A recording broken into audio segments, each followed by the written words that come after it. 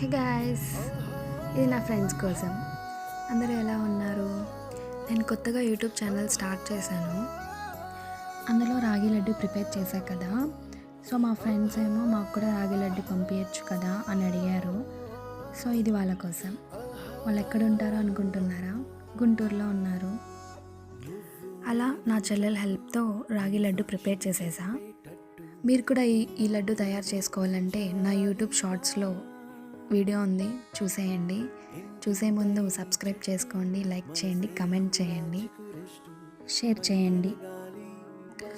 అలా నా డైలీ రొటీన్లో నా ఫ్రెండ్స్ కోసం రాగి లడ్డు ప్రిపేర్ చేశాను. Thanks for watching. Thank you.